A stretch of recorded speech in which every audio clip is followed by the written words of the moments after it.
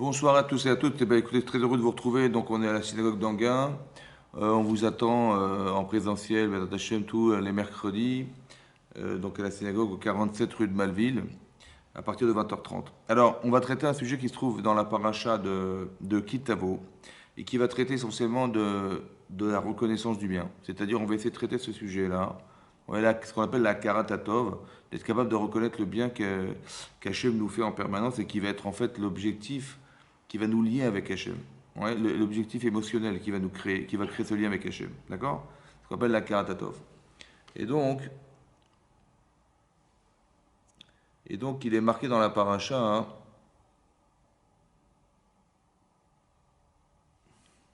c'est marqué la chose suivante. Ve'aya kitavo la'aretz. Lorsque vous irez en terre d'Israël, donc c'est une promesse qu'Hachem avait faite à Abraham, Israël et Yaakov, et donc ça va se réaliser. Donc Moshe dit à Obné Israël, lorsque vous rentrerez en Israël, à la terre d'Israël, Asher Hachem Elokera noten lecha nachala, qu'Hachem te donne en héritage, ve'yarashta ve'yashavtaba. Ve'yarashta, et tu vas t'y installer, ve'yashavtaba, et tu vas l'hériter, tu vas t'y installer. Ve'lakarta mirishit peri kol peri hadama, et tu vas prendre les prémices des fruits de la terre. Donc c'est marqué clairement que tu prendras les fruits de la terre d'Israël, donc les prémices de la terre d'Israël, et tu vas les apporter au Kohen. Mais tu les mettras dans un panier. Un téné, c'est un panier. Et tu iras là-bas vers un endroit que Hachem a désigné pour toi. Bonsoir. Et j'ai démarré le cours. J'ai dû démarrer parce des gens attendaient. Et donc, j'ai juste démarré la paracha. Et donc. Les gens ont pu rentrer? Oui, oui, ils ont pu rentrer. D'accord, Voilà. d'accord, très bien. Et donc, Hachem dit à ce qu'on apporte les premiers fruits de la terre d'Israël, qui sont les 7 fruits d'Eretz Israël, on les devait les apporter en Israël au Beth Amikdash. D'accord, ensuite les apporter au Kohen dans un panier. Et c'est marqué là-bas, Ve'ubata el Kohen asher bayamim haem ve'amarta elav. Et tu lui diras, Igati ayom l'Hachem elokecha. Je suis arrivé devant Hachem, ton Dieu.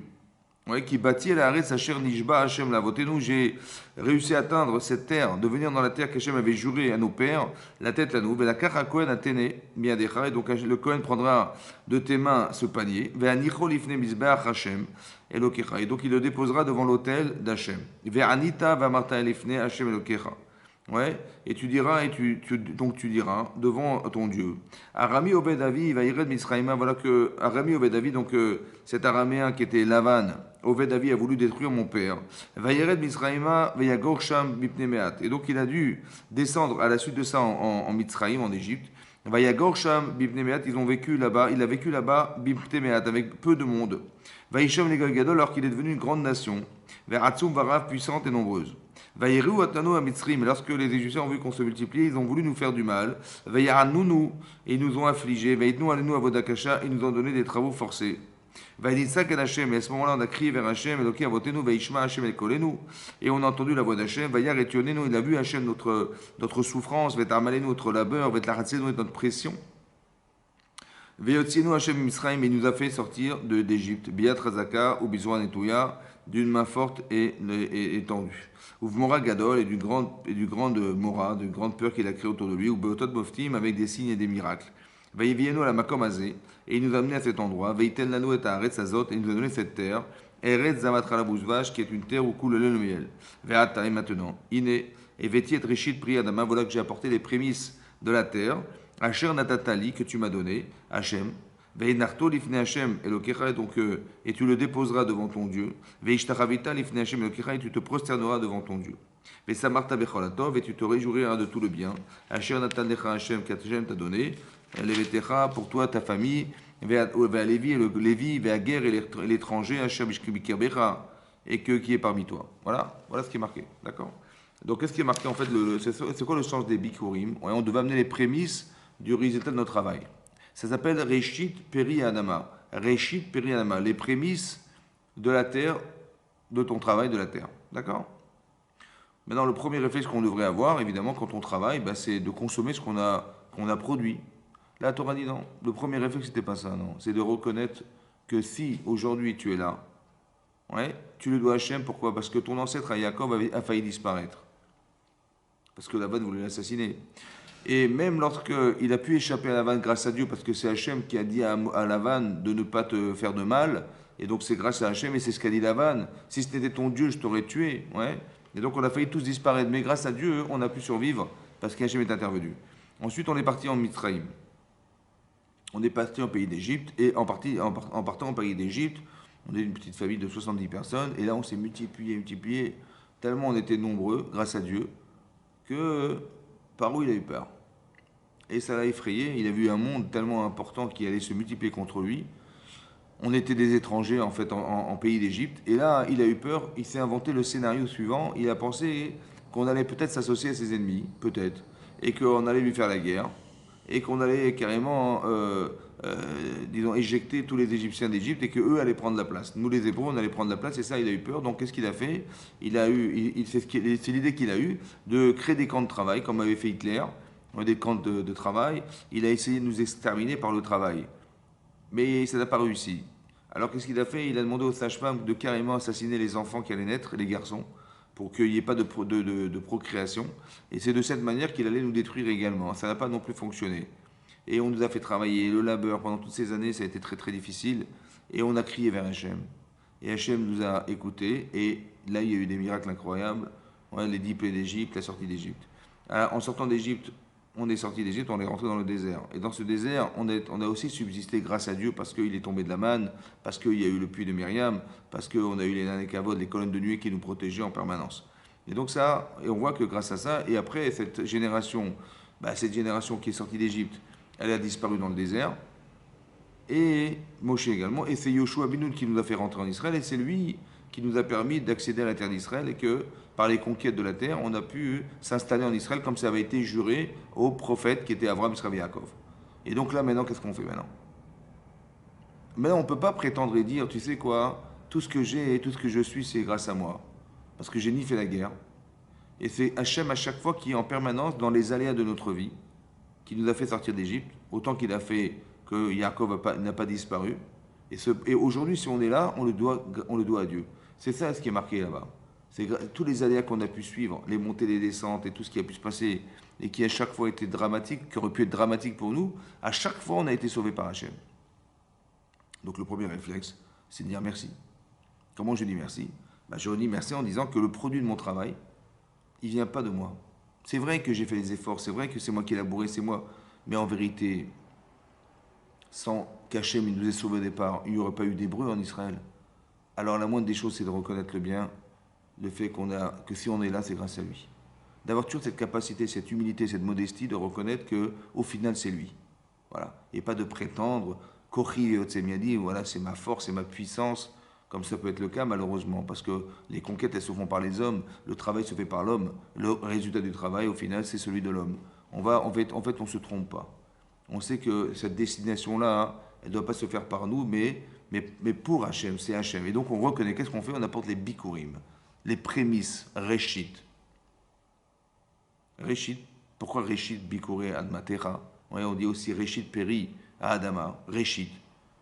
Parce que Réchit, ça rappelle Béréchit. Et Chachamim d'expliquer que c'est pour le Réchit qu'Hachem a créé le monde.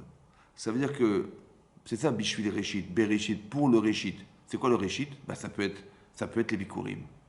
Ça veut dire que Hachem, il a créé le monde parce qu'il voulait qu'un jour on puisse être au moins reconnaissant de reconnaissant de ce que fait Hachem pour nous. Ça fait partie des fondamentaux de la création du monde. Ça fait partie du plan divin du départ. Quand on dit Béréchit, qu'est-ce qu'a pensé Hachem pour avoir eu envie de créer le monde? Il avait envie que ce lien puisse se créer avec nous. Mais ce lien, il peut se créer, il pourra se créer que dès l'instant où on est reconnaissant du bien qu'on nous a fait. D'accord? Alors on va essayer d'expliquer dans quelle dimension et dans quelle mesure ça se comprend, ça dans la Torah. C'est marqué, dans la Torah, c'est marqué Vaishma Reuven, Vayatzileu Meyadam. Il a écouté Reuven et il a sauvé son frère Yosef des mains de ses frères. Demande au Midrash, qu'est-ce qu'il a pu entendre pour vouloir sauver son frère? Et c'est ce qu'il va faire Yosef. Reuven, il va essayer de trouver un argument pour faire en sorte que ses frères ne tuent pas Yosef. Il a dit, on ne va pas porter le sang on va quand même pas prendre la responsabilité de le tuer, donc on va le mettre dans un puits. d'accord? Qui sera plein de scorpions et de serpents. Et là, s'il meurt, on dirait qu'il est mort par sa faute, parce que le Nachash, le serpent, c'est lui qui tue. Ouais, non, en fait, c'est la faute qui tue. Et s'il doit mourir par le serpent, Minash Shamaim, c'est qu'il a fauté. Donc il dit voilà, on laisse la responsabilité à Hachem de juger, pas à nous de juger. Voilà ce qu'il a espéré faire. Mais pourquoi il a fait ça? Alors que lui-même, Réhouven, il avait jugé, condamné. Parce que unanimement, ils ont condamné à la suite du rêve. Ils ont condamné en disant c'est quoi ce rêve? Qu'est-ce qu'il est arrivé, Yosef? Il est arrivé de 11 étoiles qui se prosternaient devant lui. Mais 11 étoiles qui se prosternent, ça veut dire que Yehuda, roi d'Israël, va se prosterner devant Yosef. Ce qui est impossible.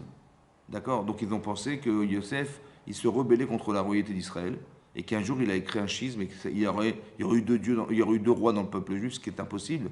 Et donc il fallait, rebelle qu'il était, il fallait absolument le juger, le condamner. C'est ce que Réhouven aussi a acquiescé, puisqu'il faisait partie des frères qui le condamnaient. Donc il a pensé, tout à coup il change d'avis. Pourquoi il change d'avis? Pourquoi il veut sauver son frère? Tout à coup il veut. Alors la Gemara d'expliquer, le Midrash d'expliquer, en fait il a changé d'avis parce qu'il est arrivé, Yosef est arrivé. D'accord? Il a entendu le rêve, en fait. Et ce rêve, en fait, il a été une révolution pour lui. C'est un révélateur. En quoi c'est un révélateur? Alors là-bas, le Midrash d'expliquer parce que, en fait, Réhouven, il a fauté.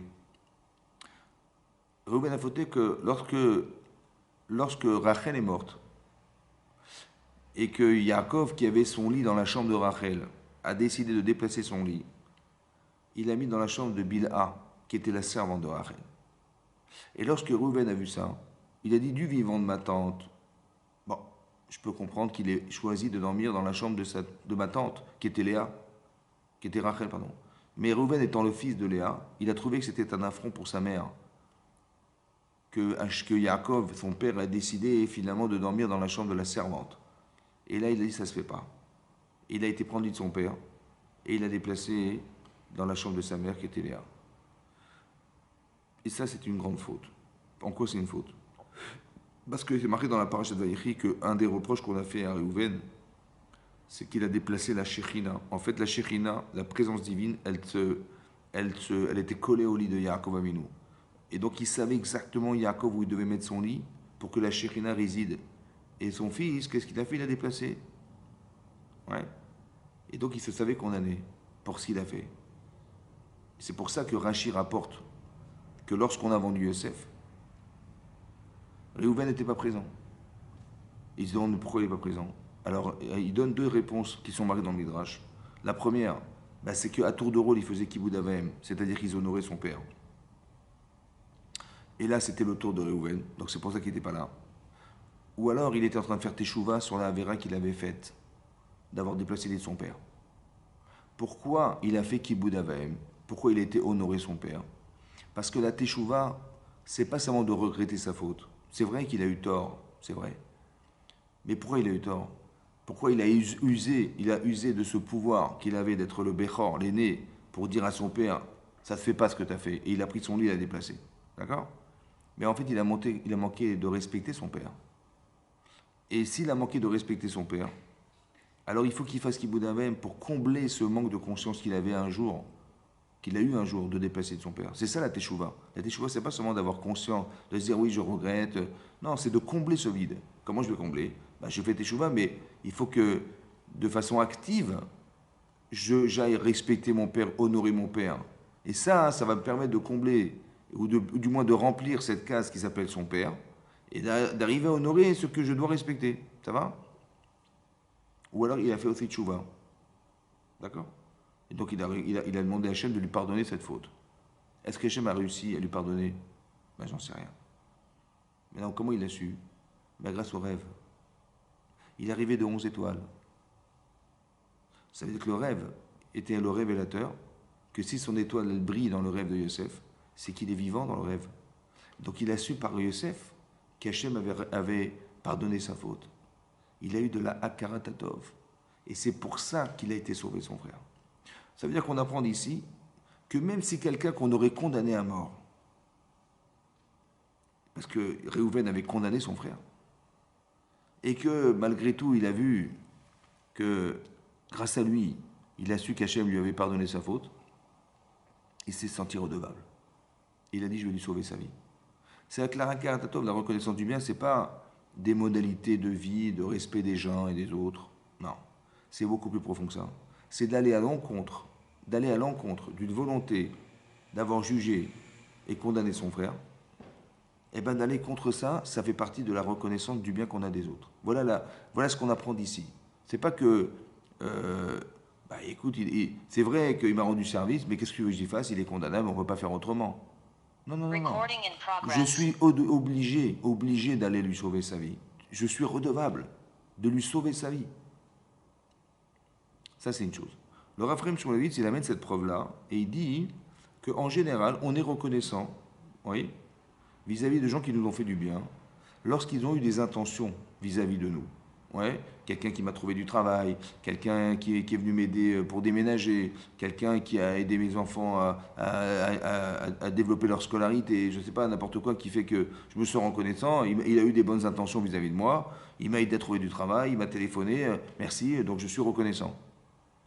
Mais est-ce que Yosef, quand il a raconté son rêve, il avait une once d'intention derrière son rêve pour dire à Réhouven, tu sais quoi, ta tchouva, c'est bon, ça a marché, hein, j'ai rêvé. Non. Et quand bien même il s'est senti redevable. Quand bien même Réhouven, il s'est senti redevable. Malgré que Yosef n'a eu aucune intention derrière. Il n'a jamais pensé une seconde aider son frère. Il a juste raconté son rêve. Et quand même Réhouven, il s'est senti redevable au point de lui sauver sa vie. De là, on apprend une chose. C'est que même si la personne à qui je suis redevable n'a pas eu d'intention particulière vis-à-vis de moi, puisque j'ai appris de lui quelque chose, puisque j'ai tiré de lui un intérêt, ouais, alors je me sens redevable. Ça ne dépend pas forcément de l'intention de celui qui donne, mais surtout de celui qui reçoit la Tova. Tu vois? C'est ça. Et comme il a reçu la Tova, comme il a eu l'information qu'Hachem lui avait accordé sa teshuva et qu'il avait expié sa faute, alors merci Yosef. Même si je sais derrière que tout ce que tu l'as fait pour raconter ton rêve, et que ça même paraissait audacieux de dire ce que tu es arrivé, mais quelque part indirectement j'ai reçu l'information, alors Reuven se sent redevable. Ouais. J'ai deux questions. Ouais. La première, c'est s'il a compris à travers le rêve qu'il était pardonné, Ouais. pourquoi il est parti faire teshuva? Il a fait teshuva. C'est après qu'il ait fait teshuva. Oui, mais le rêve, il était dit avant. J'ai compris, c'est après coup qu'il a compris. Ouais. Ça veut dire que c'est ça, ça veut dire que c'est extraordinaire. Ça veut dire qu'il a compris après coup, ouais, que Hachem, il avait accordé sa teshuva, c'est extraordinaire. Ça, c'est une chose à comprendre. Le rêve, en vérité, est un révélateur pour Réhouven de la teshuva qui avait été agréée par Hachem. Il y a une autre preuve, beaucoup de preuves qu'amène le Raphaël Shmulevitz, il dit comme ça. Il y a marqué dans la paracha de Baalotecha.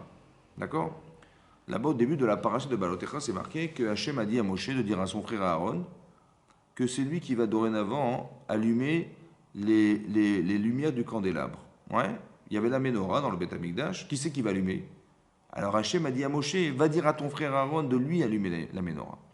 Pourquoi c'est lui qui devait allumer la menorah? Et pourquoi il fallait allumer la menorah? D'accord? Rashi pose la question là-bas au nom du Midrash. Il dit comme ça. Que la paracha, en vérité, de Baalotecha, elle est précédée par une paracha qui s'appelle Nasso.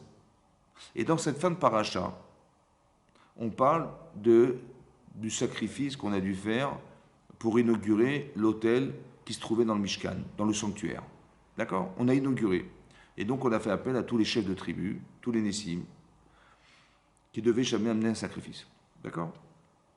Demande le Midrash, mais quelle logique y a-t-il, ouais, entre la fin de la paracha de Nasso qui traite de l'inauguration du Mizbeach et celle qui va suivre, qui est la paracha de Baalotecha, où on nous dit qu'Hachem a dit à Moshe, tu vas dire à ton frère Aaron d'allumer la menorah. Qu'est-ce que ça a à voir comme logique entre les deux? Quel rapport, ouais? Et on sait pertinemment que dans la Torah, les sujets qui se suivent, en vérité, il y a une logique de proximité entre les sujets. Quelle est la logique? Qu'est-ce que ça a à voir? Comme ça demande Rashi. Lama nismera paracha. Pourquoi elle a été juxtaposée cette paracha à celle-ci? Réponse. Il dit parce qu'en vérité, Aaron à Cohen, il a eu de la peine. Parce qu'il aurait tellement aimé participer à cette inauguration. Et il a dit, j'aurais tellement aimé être là-bas, mais bon, Hachem, il n'a ni invité Aaron à Cohen, Cohen Gadol, ni un Cohen quelconque qui faisait partie de la tribu de Aaron à Cohen. Et là, il a eu de la peine. Hachem lui dit, écoute, Shelchak de la Mishelaim, ce que je vais te demander de faire va être à mes yeux plus grand que ce que eux ont fait. Ata madlik ou metiv et tanerot. C'est toi qui vas allumer et c'est toi hein, qui vas nettoyer les flacons de la menorah du candélabre. Voilà ce que tu vas faire. Bon. Hachem estime que d'allumer les nérotes, d'allumer ces fameuses bougies, ouais, ces flacons d'huile, là, c'était plus important pour lui que d'avoir inauguré l'hôtel. Incroyable. Le Midrash, il explique pourquoi. Parce que le Midrash d'expliquer là-bas, dans Baal Techa, il dit que les Israël ont posé une question. Il a dit, j'ai pas compris. Mais c'est toi la lumière du monde. Hachem, c'est toi la lumière du monde. C'est toi qui nous éclaires. Qu'est-ce que tu avais besoin de demander à Aaron de rajouter de la lumière alors que tu es la lumière? À quoi ça sert? Comme ça, il nous demandait. À quoi ça sert d'allumer la menorah? Mais tu es déjà la lumière. Il a répondu, vous savez pourquoi? Parce que lorsqu'on était dans le désert, il y avait deux colonnes. Le jour, il y avait une colonne de nuée qui donnait la direction à suivre. Ouais. Et le soir, il y avait une colonne de feu qui nous éclairait en permanence pendant 40 ans. Il a dit à Hachem, je sais que vous vous sentez redevable. Ouais, parce que je vous ai éclairé pendant 40 ans. Alors, pour vous un peu vous soulager de ce que je vous ai donné, rendez-moi la monnaie et allumez les nérotes. Et le Midrash, il donne un exemple. Un machal. Il dit voilà, il y avait un aveugle, ouais, un non-voyant, qui s'était égaré dans le chemin. Il était perdu dans la rue. Bon.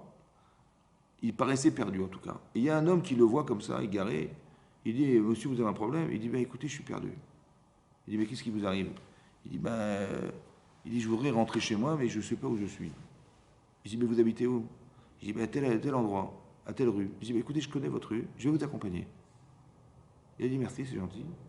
Et donc, qu'est-ce que fait cet homme? Le voyant, donc il accompagne le non-voyant. Il le prend par la main, il l'amène chez lui. Et lorsqu'il arrive là-bas, il dit, le non-voyant, il dit au voyant, merci beaucoup, voilà, je suis arrivé chez moi, merci. Il dit, non, mais on va rentrer chez vous. Il dit, ah d'accord, mais pourquoi? On rentre chez vous, ok. Et lorsqu'il est rentré dans la maison, le voyant a dit au non-voyant, allume la lumière. Il a dit, mais allume la lumière, mais c'est vous qui voyez, c'est vous qui m'avez accompagné jusque-là, pourquoi vous avez besoin que j'allume la lumière? Il dit, parce que je sais que tu te sens redevable. Je sais que tu ne pourras pas me rendre ce que je t'ai donné. Alors, partage, on va partager. Tu vas tout allumer la lumière, tu vas m'éclairer un petit peu. Vous avez compris? Ça veut dire que ce qui est marqué là-bas, c'est qu'on devrait se sentir redevable dans la vie. Les Israël dans le désert, ils ont dit, mais comment on va rendre à Hachem cette lumière qu'on a eue pendant les 40 ans? Vous voyez, on se sent gêné d'avoir reçu. Alors Hachem, il dit, pour soulager ta conscience, alors tu vas allumer les nérotes. Le voyant va dire au voyant, pour soulager ta conscience, alors allume la lumière. Ça va? Au moins tu auras participé un petit peu à ce que je puisse aussi voir, on va dire comme ça, tu vois? Ça veut dire que c'est un principe fondamental, c'est ça qu'Hachem a dit, Shelchak de la Mishalem. Ce que je vais te demander de faire pour moi est à mes yeux plus grand que ce que les Bnei Israël ont fait en apportant sur l'autel des sacrifices. Parce que si tu arrives à reconnaître le bien que je te donne, pour moi c'est plus important que tout. Vous avez compris? Ça veut dire que ça fait partie des fondamentaux de la vie, ça. Akara Tatov. Il faut apprendre à reconnaître le bien qu'on nous fait dans la vie. C'est ça. Il y a beaucoup de preuves dans la Torah, beaucoup d'endroits, notamment. Là-bas, c'est marqué dans la Torah que lorsque Hachem a entendu les Bnei Israël qui souffraient dans le labeur, ouais, il leur a dit, il a été voir Moshe Rabbeinu, parce qu'il a marqué Vaïzaraku al Hachem. Ils ont crié vers Hachem. Vaïshma et Tzakatam, Hachem, il a entendu ses cris. Vaïskor et Berito, il s'est souvenu de son alliance, celle qu'il avait contractée avec Abraham, Israël et Yaakov. Et c'est marqué, il a demandé à Moshe Rabbeinu d'aller sauver les Israël et d'aller intervenir auprès de Pharaon pour les sortir d'Égypte. Voilà ce qui est marqué. Ok. Qu'est-ce qu'a fait Moshe Rabbeinu? Il a été voir Yitro, qui était son beau-père, là où il était réfugié. Et il a dit, voilà, Hachem m'a demandé de sauver les Israël. Est-ce que vous me permettez? Il a demandé la permission de pouvoir aller en Égypte et parler à Pharaon pour le dissuader de conserver les Israël. Tu vois? Ok. Bon, tout le monde pose la question, mais Hachem, il lui a dit, vas-y. Qu'est-ce qu'il a besoin d'aller voir Yitro, hein, pour avoir sa permission et pouvoir partir? Ben, entre tu mets Hachem, on met Hachem d'un côté sur la balance et on met Yitro, eh ben, il n'écoute pas Hachem, il va demander à son beau-père. Ça veut dire le gendre idéal. On a l'impression que le gendre idéal, il va demander à son beau-père, est-ce que ça vous dérange pas? Mais chaque seconde que tu perds là, mais c'est des souffrances qui sont subies par les Israël qui sont en trop. Il fallait courir, mais il ne demande à personne. Personne, tu demandes. Et tu cours et tu y vas. Ouais. Pourquoi Moshe Rabbeinu, il a été demandé à son beau-père, est-ce que ça vous dérange pas si j'y vais? C'est bizarre, non? Alors comment ça se réfléchit? Et c'est comme ça qu'on doit vivre. Moshe Rabbeinu s'est dit, voilà, un jour, j'ai tué un Égyptien. Ouais, ça c'est su. On m'a jugé, on m'a condamné, et j'ai été obligé de me sauver. Midrash dit qu'il est parti pendant 40 ans en Eretz Couch, qui est l'Éthiopie. Il est resté 40 ans là-bas. Et après qu'il soit parti là-bas, hein, il a été à Midian, qui doit être l'Arabie Saoudite aujourd'hui, où vivait Yitro. Et là-bas, hein, bah, il s'est retrouvé chez Yitro. C'est bon? Mais pourquoi c'est Yitro qui l'a protégé? Il aurait pu aller dans la forêt, dans les maquis, j'en sais rien, moi. Non, non, c'est lui. Donc le dernier qui m'a permis d'être là, c'est qui? Bah, c'est Yitro. Ça veut dire qu'Hachem, il a pensé que je n'étais pas le seul à pouvoir sauver les bénis Israël. Évidemment que j'ai un pourcentage dans le sauvetage. Mais si Hachem, il a fait que Yitro m'a sauvé et que sans lui, j'aurais été récupéré par la police égyptienne, bah, c'est qu'il a un pourcentage dans le sauvetage. Alors si j'y vais sans lui demander, je vais échouer. Parce qu'il me manquerait son accord. Il me manquerait son association, en fait, son mérite. Alors qu'est-ce qu'il a fait? Il a été le voir et il a dit, ça vous dérange pas, hein, si j'y vais? Est-ce que vous êtes d'accord qu'on s'associe tous les deux? À Karatatov. Ça veut dire qu'il a été reconnaissant du bien. S'il n'avait pas été reconnaissant, il n'aurait pas eu cette réflexion ni ce réflexe d'aller voir son beau-père. Mais pourquoi il était voir son beau-père? Ben parce qu'il a dit, mais je n'ai aucune chance de les sauver. Parce que si Hachem, il a fait en sorte que Yitro m'a protégé, ben c'est forcément grâce à lui aussi. J'ai pas la prétention de croire que c'est moi qui vais sauver les bénis Israël. C'est vrai qu'Hachem m'a demandé à moi, c'est vrai. Mais c'est pas ça qu'il a voulu me dire. Il a voulu me dire, associe-toi. Parce qu'il faut que tu sois reconnaissant du fait que si tu es là, c'est grâce à lui. Alors va lui dire merci. Et va lui demander de s'associer à toi. Vous avez compris? Ça veut dire qu'il y a quelque chose de très fort ici, là, Karatatov. On doit s'habituer à penser que je suis reconnaissant de ceux qui ont fait que je suis là. C'est ça qui est marqué là-bas. C'est aussi marqué dans le Midrash Rabbah que lorsque les filles d'Yitro ont été agressées par des bergers, Moshe est intervenu, il les a sauvées. D'accord? Et donc elles ont été voir leur père. Elles ont été voir leur père et elles ont dit la chose suivante, Ish Mitzri Itzilanu. Un homme égyptien nous a sauvés. Bah, le sens littéral, ça veut dire qu'elles ont pris Moshe pour un Égyptien. Et cet homme nous a sauvé la vie. Voilà ce qu'elles ont dit à leur père. Le Midrash Rabbah explique la chose suivante. Quand elles ont été sauvées par Moshe Rabbeinu, de l'agression qui a été celle des bergers, elles ont dit merci à cet homme. Il a dit, mais ne me remerciez pas moi. Comment ça, pas vous? Remerciez l'Égyptien que j'ai tué. Parce que si je ne l'avais pas tué, je ne serais pas là. Quand elles ont dit Ish Mitzri Tzilanu, elles ne parlaient pas de Moshe Rabbeinu. Elles ont dit c'est cet Égyptien qui nous a sauvé la vie. Lequel? Bah, celui que Moshe a tué en Égypte. Soyez Makir Tova. Parce que c'est pas moi, en fait. Moi, je ne serais jamais venu en Midian. Hein. Je suis là parce que, quelque part, voilà ce qui s'est passé. Remerciez-le lui. Et le Midrash d'expliquer par un machin, une parabole, en disant que un jour, quelqu'un, il s'est fait piquer par un scorpion. Et donc, il a une blessure à la jambe. Et il est bien embêté, il essaie d'extraire le dard. C'est un poison, donc il a essayé de sortir au maximum, mais il fallait absolument nettoyer cette plaie, et il cherche une source d'eau. Et il court, et il arrive, il voit une rivière, il court vers la rivière, et il voit un enfant qui se noie. Il plonge dans l'eau, il récupère l'enfant, et l'enfant lui dit, mais comment je peux vous remercier de m'avoir sauvé la vie? Il dit, mais ne me remercie pas, remerciez le scorpion qui m'a piqué.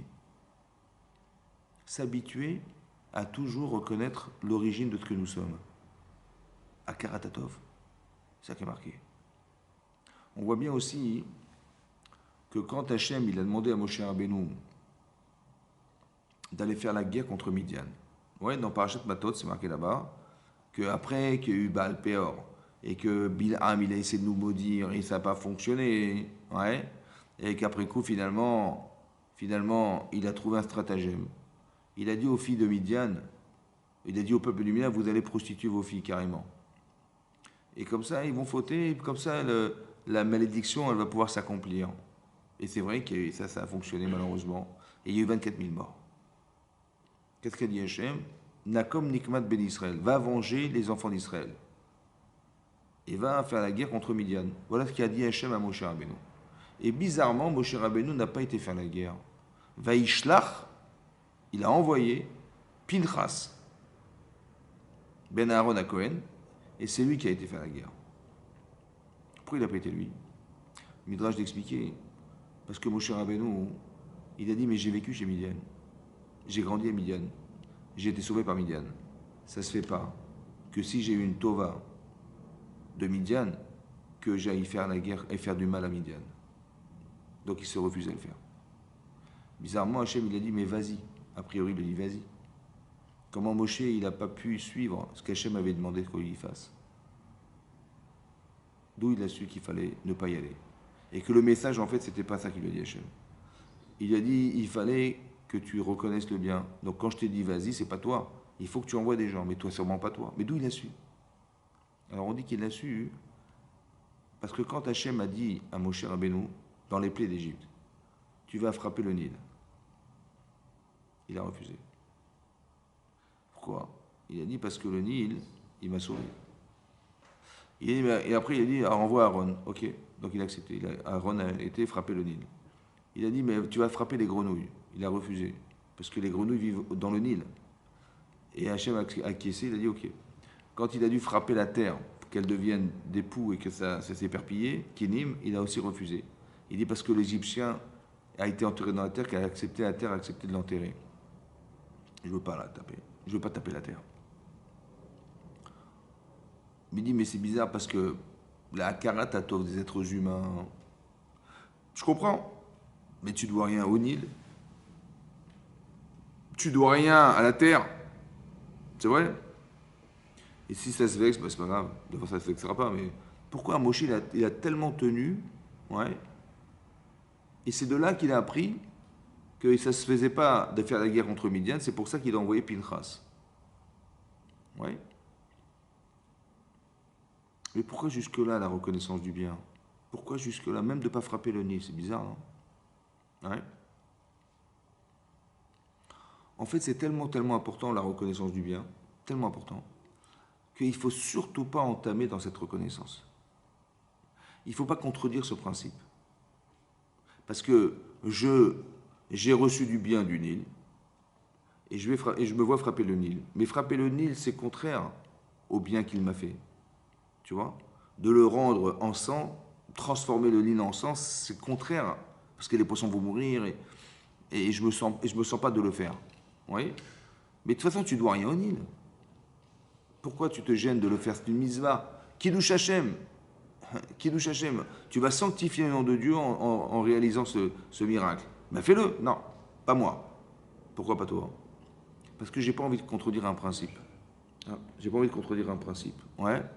Quel principe? La reconnaissance du bien. Mais comment ça marche? Comment ça marche?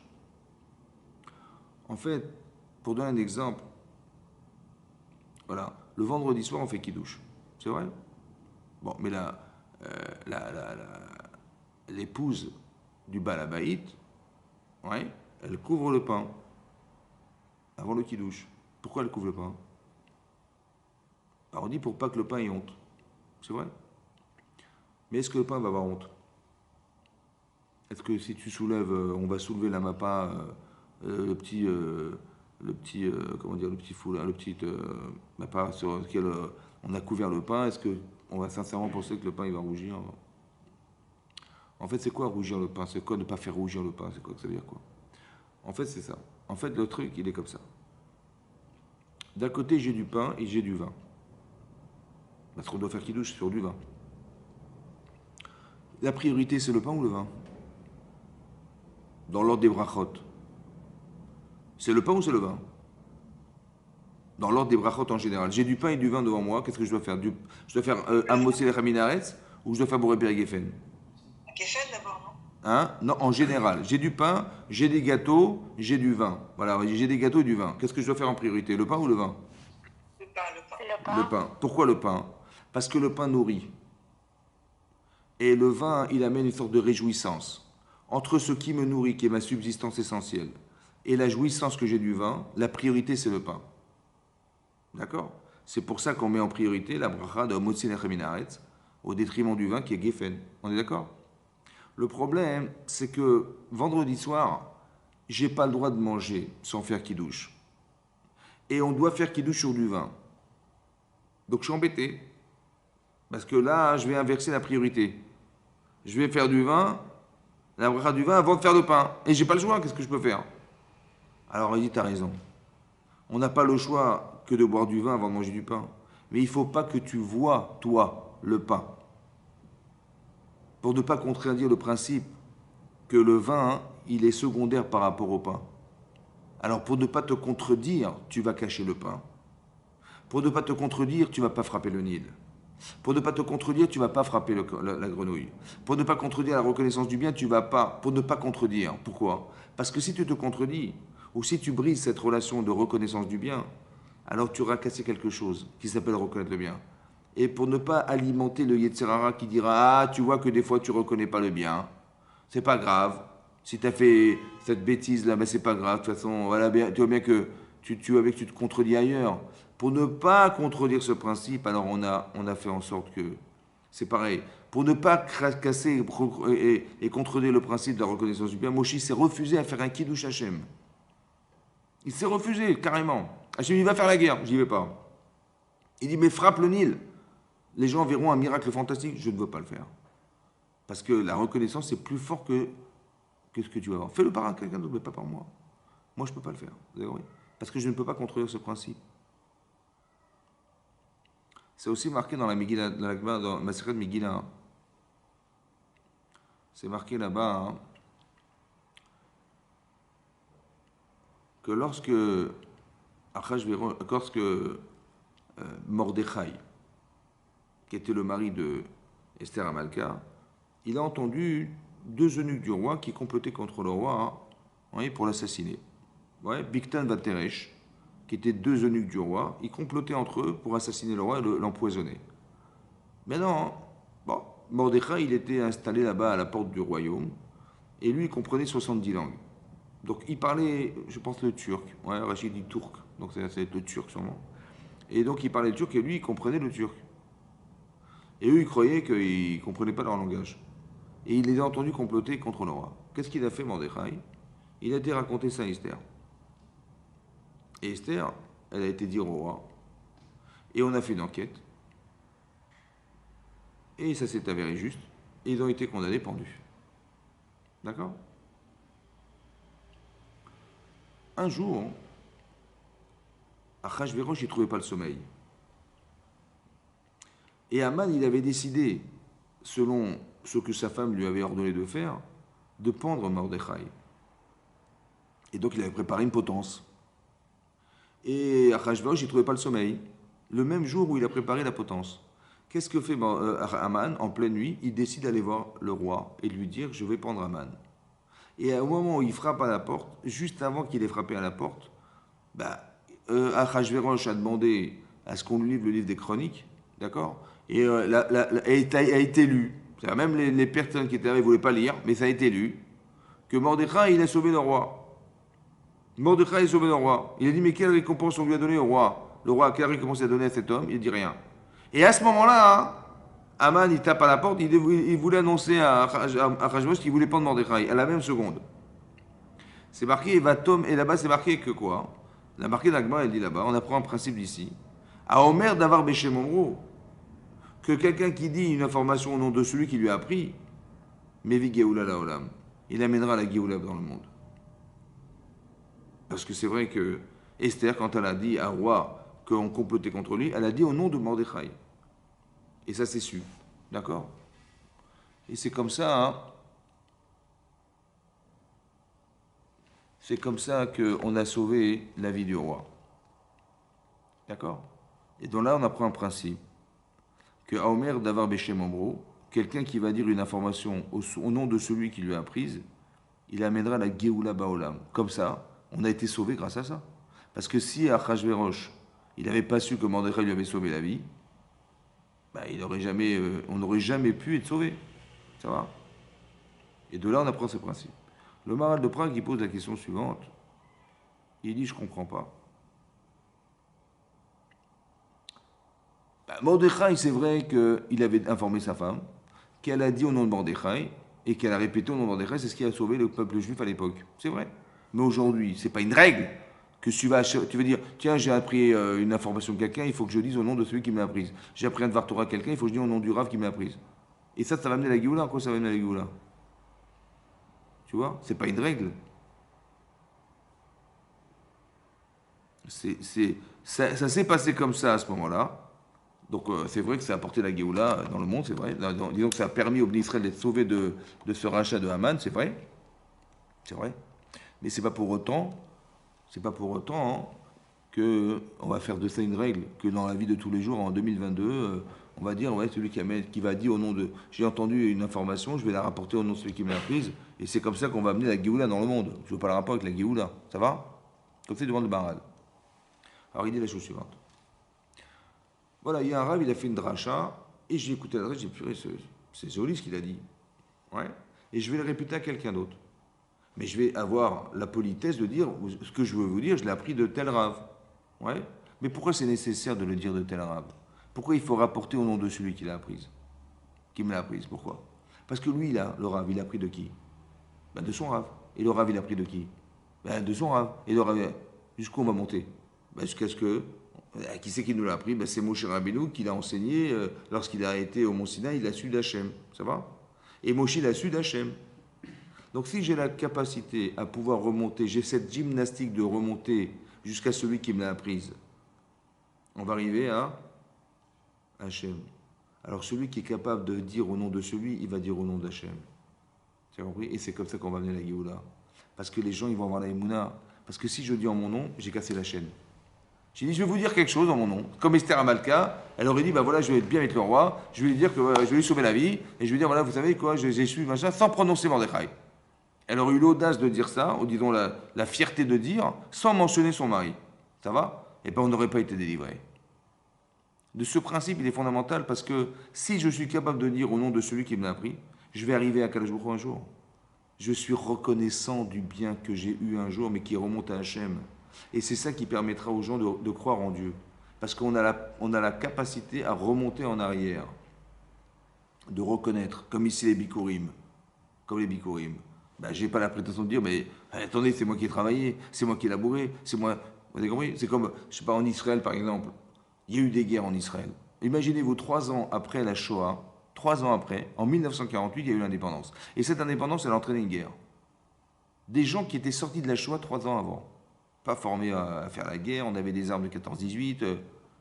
D'accord? Est-ce qu'on pouvait gagner la guerre? Et on a gagné la guerre. On aurait dû dire merci Hachem. On n'a pas dit merci Hachem. Après, il y a eu des guerres de Kippour. Après, il y a eu des guerres des 6 jours. Après, la guerre des 6 jours, ça a duré 6 jours. Mais c'était miraculeux. Est-ce qu'on a dit merci Hachem? Vous savez ce qu'on a dit? On dit la meilleure armée du monde. On a les plus grands ingénieurs, on a les plus machins. On n'a juste pas compris que tout ça, c'est miraculeux. Et plutôt que de tirer la karatatov de ce qui nous est arrivé et de laisser la place à Hachem, alors on a pensé que c'était nous. On a les meilleurs soldats, on a la plus belle armée du monde, on a plus... Mais c'est pas ça qu'il fallait dire. Il fallait dire, mais qu'est-ce qu'on est nous? Il fallait se rappeler de ce qui est marqué dans Parashat Kitavo. Il fallait se rappeler que je vais apporter des fruits derrière Israël. Mais je vais dire, tu sais quoi, sans Hachem, on ne serait pas là. Et je vais être reconnaissant du bien que je suis. Si on est là, c'est grâce à lui. Ouais. Et donc cette reconnaissance, elle me permet de me lier avec Hachem. C'est le minimum. C'est un peu comme, il y a une mitzvah d'honorer ses parents. Ça va? et de les craindre. Il y a marqué Kaved et Avira Vetimecha, honore ton père et ta mère, honore ton père et ta mère. Et c'est marqué crains ta mère et ton père. D'accord? Pourquoi j'ai une mitzvah de Kibbout Avayim? Pourquoi je dois honorer mes parents?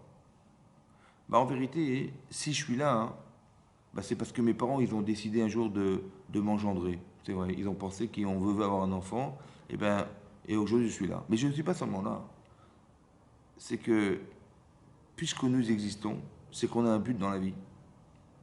Et ce but, il peut nous amener à l'infini. À l'infini. On peut arriver au Gan Eden. Grâce à qui?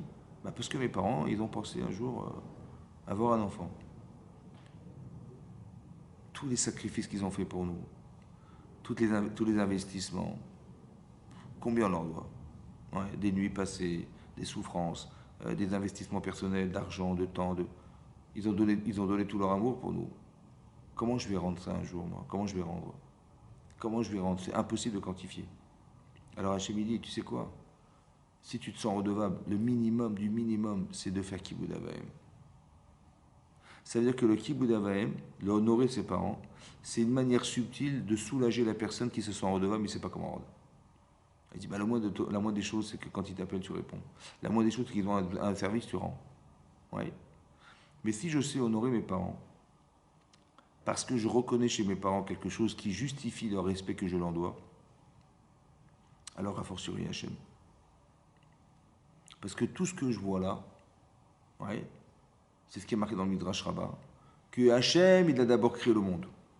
Il a rempli le monde, Bechorma, c'est-à-dire, comme c'est dit Tosfot dans Brachot, Bechorma, qu'en quoi c'est une sagesse?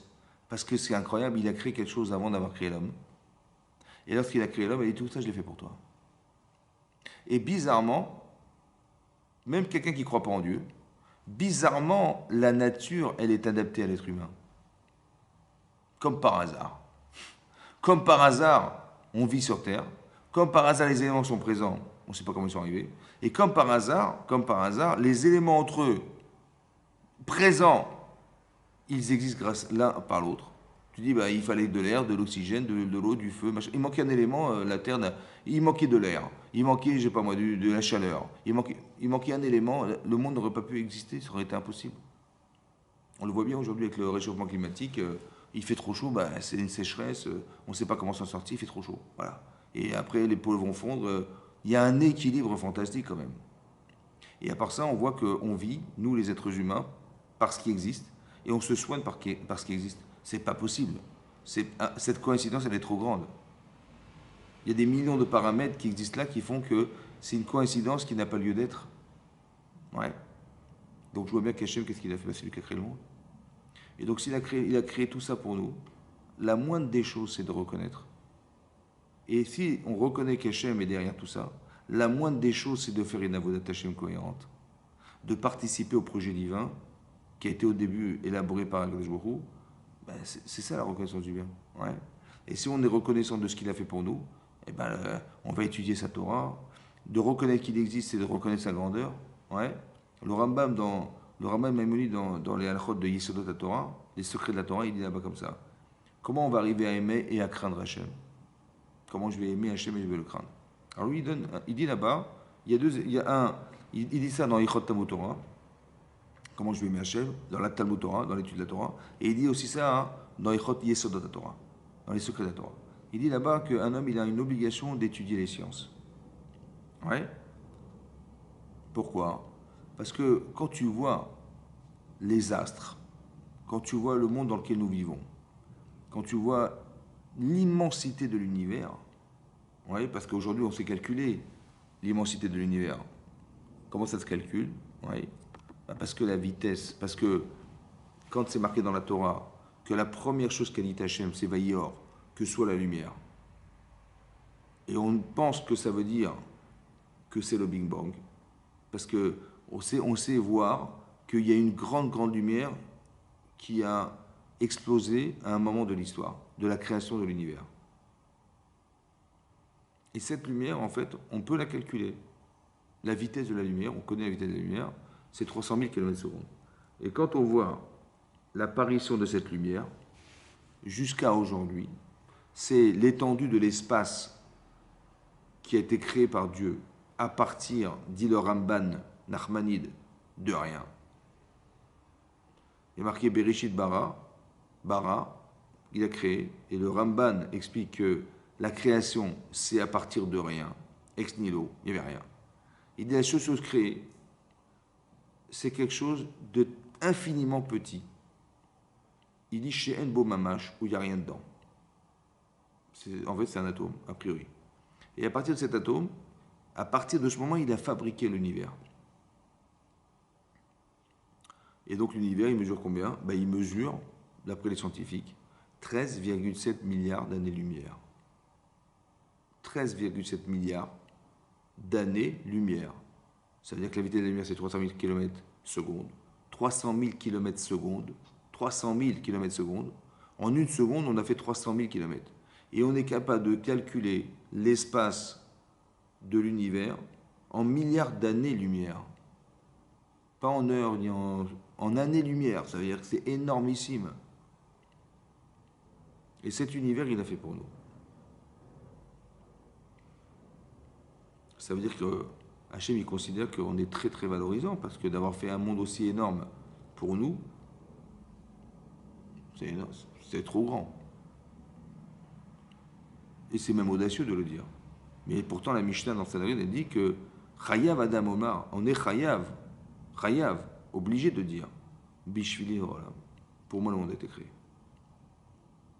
Je suis obligé de dire individuellement que tout ça, c'est pour moi. Ouais. Mais je ne le comprends pas. Parce que c'est trop grand. Alors j'ai expliqué, j'ai dit comme ça. Comment Hachem il nous regarde? C'est trop grand.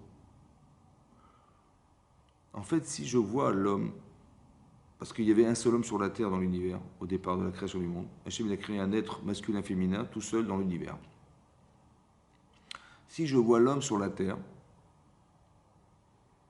une poussière. Même quand je prends la photo de la terre, je ne vois pas les êtres humains qui s'y trouvent, tellement c'est petit. Alors imaginez-vous l'homme sur la terre dans l'univers. C'est infiniment rien. Mais non, chaque être humain, il a une neshama. On a tous une âme. Combien elle mesure l'âme? Elle est infinie. Ça veut dire qu'à l'intérieur de nous, et qui nous dépasse largement, il y a une âme qui est infinie en fait. Donc si je regarde le corps humain sur la terre dans l'univers, je dis le monde est trop grand. Mais si je vois Shaneshama, qui est infini, le monde est trop petit. C'est comme ça qu'il nous voit Dieu. C'est comme ça qu'on devrait se voir. Et on a une âme spéciale, nous. À la différence des nations. Ça veut dire qu'on a une âme spéciale et on devrait respecter ce que nous sommes. Mais pourquoi je dois me respecter? Parce que si Hachem il a créé un monde aussi grand pour nous, c'est qu'il considère qu'on est grand. Et donc je dois pouvoir justifier le fait qu'Hachem il nous ait créé dans un monde qui nous permet d'accéder à l'infini. Et ça n'a pas de prix, ça. Alors la moindre des choses, c'est de reconnaître le bien. L'infinité du Olam, c'est révélateur de la grandeur d'Hachem. Parce que ça, ce que tu vois là, c'est ce qu'il a créé, Hachem. Alors qu'est-ce qu'il est, lui? C'est incroyable, c'est épouvantable de le savoir.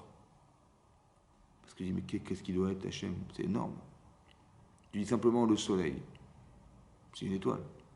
L'Agman en Brachot d'Aflamet Bet, elle dit, quand tu fais le calcul là-bas, il y a 10 puissance 18 étoiles. Ça veut dire 10 milliards de milliards d'étoiles. 18 zéros, ça veut dire milliards de milliards. 10 milliards de milliards d'étoiles. Plus 63 000 et quelques. Et des milliards de milliards, et le soleil qui est pas loin de la Terre, il est seulement à 150 millions de kilomètres. Il fait 110 fois la Terre. Ah, imaginez, et ça c'est pas une grosse étoile. Ça c'est ce qu'Hachem a créé. Et qu'est-ce qu'il est Hachem alors? Alors je tremble devant ça. C'est ça la ira. Maintenant, quel chacham il doit être Hachem et quelle sagesse il doit avoir pour qu'il y ait un équilibre dans tout cet univers. D'avoir créé même ce que tu vois, ce qu'on voit dans la vie, ce qu'on voit. Et t'as des fruits, ça crée des vitamines, mais c'est qu'une chorma de fou, quoi. Le goût, la couleur, les machins. Extraordinaire. Mais quelle intelligence! Quelle intelligence! Quelle puissance! Alors ça m'intéresse de savoir qui il est. Et je vais l'aimer parce qu'il nous a créés et il nous a donné ce privilège d'exister et de le retrouver. Alors je vais l'aimer Hachem. Et je vais l'aimer parce que je dis, mais il doit être tellement intelligent et que c'est lui l'auteur de la Torah. Mais quelle intelligence il doit avoir dans la Torah si c'est lui le créateur et c'est lui l'auteur de la Torah. Mais la Torah doit être extraordinaire puisqu'il en est l'auteur. Alors je vais étudier aussi la Torah, je vais étudier son livre et je vais accepter ses mitzvot et je vais reconnaître le bien. Et c'est pour ça qu'on a vécu tout ce qu'on a vécu. Parce que tout ce que nous avons vécu depuis l'histoire de Yaakov Avinu avec Lavan, toutes les aléas qu'on a pu supporter, en fait, à quoi ça a servi? Bah, j'ai dit, on a souffert d'avoir cru qu'on allait mourir, parce qu'Yaakov il allait mourir. Et quand on est arrivé en Égypte, on s'est multiplié, mais on a été, et ça a été injustement compris par Paro, il a voulu nous exterminer. Et on a vécu une pression de fou, on a travaillé comme des fous, on a failli tous mourir. Et grâce à Dieu, on est sorti de l'Égypte. Et après, même ça, on était dans le désert, donc on a tous mort dans le désert. Et finalement, on se retrouve en Israël, ça va? En vérité, mais pourquoi tout ça? Pourquoi tout ça? Mais tout ça, pourquoi? Parce que dans la vie, on passe des événements qui ne sont pas forcément faciles. C'est vrai, hein? Et le problème, c'est qu'on ne sait pas réfléchir, pas forcément bien réfléchir. Et nous, on est plus dans l'analyse de ce qui nous arrive, des événements, plutôt que de tirer des leçons de ce qui nous arrive. Disons, de ce que je suis devenu par ce qui m'est arrivé. On n'est pas dans la réflexion de qu'est-ce que je suis devenu, mais qu'est-ce qui m'est arrivé. Alors je lui dis, il m'est arrivé, j'ai un van qui a failli me tuer. Ok. Et on s'est multiplié, on n'a rien demandé à personne, et on a voulu nous exterminer en Égypte. Voilà ce qui est arrivé. Et après, on a été obligé de crier vers Hachem pour nous sauver. Bon, il nous a sauvés. Et après, on est dans le désert, on a failli mourir de soif. À chaque fois, des épreuves. Voilà ce qui nous est arrivé. Non, c'est pas comme ça qu'on réfléchit. On réfléchit, mais qu'est-ce que tu es devenu de tout ça? Ce que je suis devenu, c'est que je me suis rendu compte que sans Dieu, j'aurais jamais pu être là. Et ça a entraîné une Akira Datov. D'accord? Je suis reconnaissant. Et maintenant, quand je prends des fruits d'Israël, je n'ai pas l'audace de dire, mais c'est mon travail. Bien sûr que j'ai travaillé, mais je n'ai pas l'audace de le dire. Ce que ça m'amène à penser, c'est merci Hachem, merci Hachem. Un petit peu comme les Imaot, elles étaient stériles, toutes. Mais pourquoi il a rendu cette femme stérile? Stérile, ça veut dire qu'elle a pleuré pour avoir des enfants. Ouais. Mais pourquoi Hachem il a fait ça? Il a fait ça, hein, pour que lorsqu'elle a tombé enceinte, Sarah, alors qu'elle avait 75 ans qu'elle prie pour être maman, 75 ans de sa vie, non seulement elle s'est attachée à Hachem de toutes ses forces pour arriver à pouvoir atteindre ce niveau-là de tomber enceinte, mais maintenant qu'elle va tomber enceinte, elle va engendrer un enfant extraordinaire, qui est le produit de toutes ses prières. Et lorsqu'elle va tomber enceinte et qu'elle va accoucher d'Israël, mais la reconnaissance qu'elle a d'Hachem, il est à la proportionnelle de l'attente qu'elle a eue d'avoir cet enfant. Elle n'est pas comme n'importe quelle femme qui, au bout de 3-4 mois après le mariage, elle tombe enceinte comme tout le monde, quoi. Non, elle, 75 ans. C'est-à-dire qu'il y a un vide énormissime en elle d'attente, d'avoir. Et lorsqu'elle a eu, ça a comblé la joie, elle a comblé tout le manque de l'attente. Ouais. C'est comme ça qu'Hachem procède. Et c'est comme ça qu'il fait. Ouais. Qu'on est reconnaissant parce que, comme si qu'il provoquait chez nous le manque, et qu'il attendait qu'une seule chose, c'est qu'on lui demande de nous sauver, qu'on lui demande de nous apporter ce qui nous manque. Et lorsqu'on verra que la prière est exaucée, alors on l'a fait exister Hachem, alors Hachem il va en retour nous faire exister. Et c'est comme ça qu'on va créer des liens avec lui. Le lien il est très très puissant lorsqu'on reconnaît ce qui nous a manqué, qui a été comblé par un Dieu. C'est ça le lien.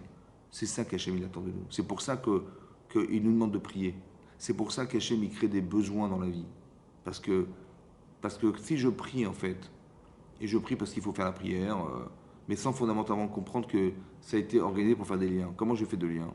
Parce que si je réfléchis au fond de moi-même, et je me dis, des fois, je ne comprends pas tout. Donc j'ai besoin de connaissances, j'ai besoin de l'intelligence, j'ai besoin de logique. J'ai besoin. Alors je vais lui demander, Atachone Lamdaat, c'est toi qui donnes l'intelligence. Et si je souffre de ne pas savoir, si je souffre de ne pas comprendre, alors quand je vais lui demander et que je vais comprendre, je vais dire merci. Je souffre de ne pas réussir à faire teshuva. J'arrive pas. Et je demande à Hachem, mais aide-moi. Fais-moi rencontrer des personnes, crée des situations qui vont m'émouvoir et qui vont me sentir, je vais me sentir contredit. Voilà ce que je demande à Hachem. Mais je demande au fond de mon cœur. Donc quand les choses vont arriver, ben, je vais dire merci Hachem, voilà, tu as écouté ma prière. Et donc c'est ça qu'Hachem il veut. Il crée des manques, il crée la slicha. Je manque d'être pardonné par Hachem, je voudrais que la Géoula puisse arriver, je demande la Géoula, je demande la délivrance, je demande la santé, je demande la parnassa, la subsistance, je demande tout ça. Mais c'est que des choses qui sont nécessaires, obligatoires. Mais quand je prie Hachem de tout mon cœur pour que ça puisse se réaliser et que ça se réalise, bah ce lien il s'est créé. Mais si je prie de façon machinale, sans rien demander, je dis de toute façon j'ai pas de problème, j'ai compris, mais si t'as pas de problème, donc Hachem il va répondre à rien, donc t'as pas besoin de lui finalement. Mais c'est le manque qui crée le lien. Donc il faut, Hachem il a fait exprès qu'on soit dans le manque de n'importe quelque chose qui soit. Et tous les petits soucis qu'on peut avoir, ce sont des manques qui n'ont pas été solutionnés. On va demander à Hachem de nous aider à les solutionner. Et si Hachem les solutionne, alors il y aura une reconnaissance. Et la reconnaissance va créer le lien. C'est pour ça qu'Hachem, il a dit à Moshe Rabbeinu, dis à ton frère d'allumer les nérotes. Parce que si tu arrives à développer l'idée de la reconnaissance du bien, ça sera plus important à mes yeux que n'importe quelle autre chose. Parce que c'est le lien qui va se tresser entre nous et Hachem. C'est ça qu'Hachem veut. Il veut résider parmi nous. Mais ça dépend de nous. Donc la reconnaissance, ça permet de se sentir redevable. Et le redevable, ça crée le lien avec Hachem. Et donc de faire en sorte que tout ce qu'il va me demander, ben je l'accomplirai. Et de faire en sorte que sa volonté puisse se réaliser. Et que son projet lui aussi puisse se réaliser par moi. Et c'est pour ça que la carte d'Adov, c'est une mitzvah fantastique. Et c'est ce qu'on apprend de la parashat Kitavo des Bikurim. D'accord? Chazak ou Baruch. Merci beaucoup d'avoir suivi le cours.